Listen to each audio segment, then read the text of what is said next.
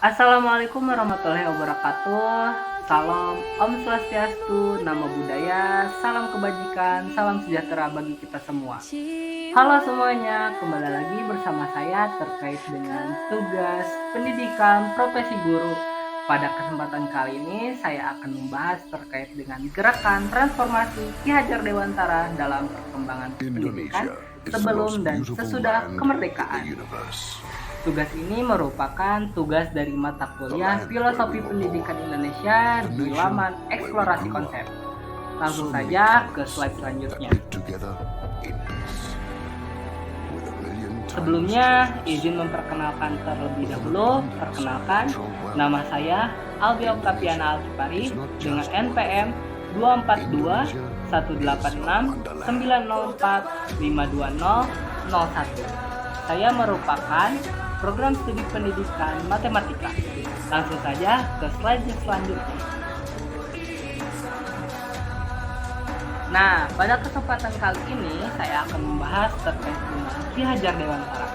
Siapa sih Ki Hajar Dewantara itu? Ki Hajar Dewantara atau Raden Mas Werdi Soejaningrat adalah tokoh pendidikan Indonesia yang memiliki peran penting dalam transformasi pendidikan sebelum dan sesudah kemerdekaan. Pemikiran dan perjuangannya beliau itu menciptakan perubahan yang cukup signifikan dalam pendidikan nasional, menggugah semangat untuk membebaskan bangsa Indonesia dari belenggu penjajahan dan ketidaksetaraan. Pada pendidikan sebelum kemerdekaan Indonesia, pada tahun 1854, awal mulanya pendidikan pada zaman kolonial, beberapa bupati atau petinggi negara mendirikan sekolah kabupaten yang dikhususkan untuk calon pegawai yang bertujuan untuk keperluan pemerintah. Di tahun yang sama berdirilah Sekolah Bumi Putra yang hanya memiliki 3 kelas dan hanya mengajarkan menulis, membaca, dan berhitung guna membantu Hindia Belanda dalam perdagangan. Ki Hajar Dewantara menggagas konsep pendidikan yang mengedepankan kebebasan, kesetaraan, dan keadilan.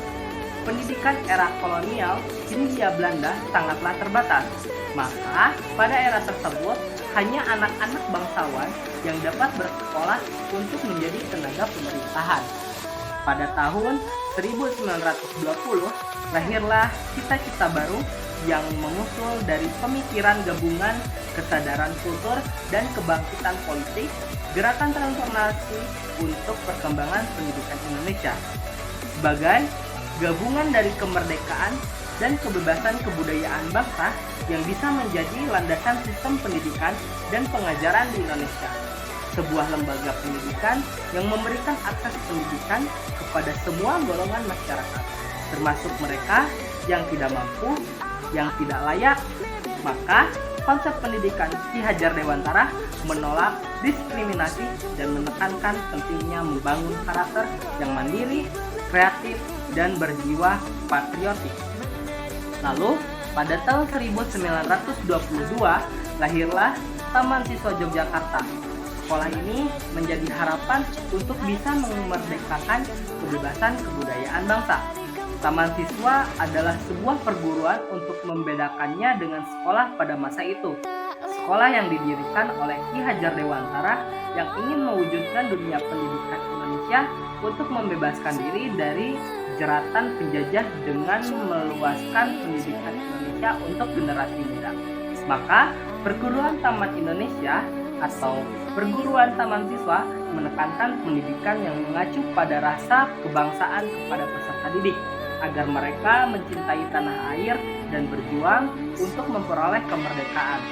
Maka pada saat sejak itu, inovasi pendidikan nasional terus berkembang guna memberikan kemerdekaan pendidikan bagi pelajar di Indonesia. Maka, kurikulum yang diterapkan di Indonesia pun terus berkembang sesuai dengan kebutuhan pelajar di zamannya masing-masing. Menyatakan kemerdekaan Pada kesempatan ini, inilah potret pendidikan sebelum kemerdekaan. Pada tahun 1854, di sana terlihat bahwasannya sedang melakukan proses pembelajaran pada saat itu.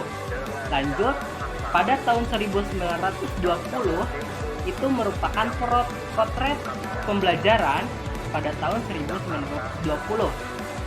Lalu, pada tahun 1922, di sana terlihat potret pendidikan, yaitu perguruan tinggi Taman Siswa yang didirikan oleh Ki Hajar Dewantara. Lanjut ke sesudah kemerdekaan. Nah, berdasarkan pidato sambutan Ki Hajar Dewantara pada tahun 1956, sejak zaman dahulu Ki Hajar Dewantara juga mengkritisi konsep pendidikan yang tidak cukup memberi semangat mencari pengetahuan sendiri karena tiap tahun pelajar terus terancam oleh sistem penilaian. Menurut beliau, pelajar saat itu belajar tidak untuk perkembangan hidup kejiwaannya. Mereka belajar untuk mendapatkan nilai saja dalam rapor sekolah atau untuk mendapatkan ijazah saja. Maka dari itu, adanya perubahan kurikulum pada dasarnya merupakan upaya untuk memperbaiki kurikulum terdahulu. Dalam kurikulum yang baru, tentunya terdapat hal-hal yang baru pula. Sedangkan pada kurikulum yang lama, tentunya ada alasan atau permasalahan yang menjadi latar belakang munculnya inovasi dalam pendidikan yang di dalamnya ada kurikulum sebagai sistem penggeraknya. Dalam penutup pidato, gerakan transformasi Ki Hajar Dewantara dalam perkembangan pendidikan sebelum dan sesudah kemerdekaan menciptakan jejak sejarah yang mendalam. Pemikirannya memberikan inspirasi bagi kita untuk terus berjuang demi sebuah pendidikan yang inklusif, merdeka, dan berdaya saing global.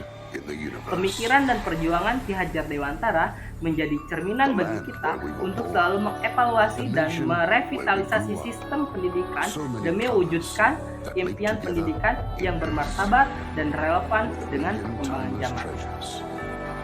Pada zaman ini atau sekarang ini, maka muncullah kurikulum merdeka. Kurikulum merdeka yang diluncurkan oleh Mendikbudristek pada bulan Februari tahun 2022 juga mengadaptasi pendapat dari Ki Hajar Dewantara mengenai dengan kemerdekaan belajar. Definisi manusia yang merdeka menurutnya adalah selamat, raga, dan bahagia. Ki Hajar Dewantara juga membuat 3 semboyan bagi pendidik dalam dunia pendidikan Indonesia yang digunakan hingga saat ini. Mari kita lihat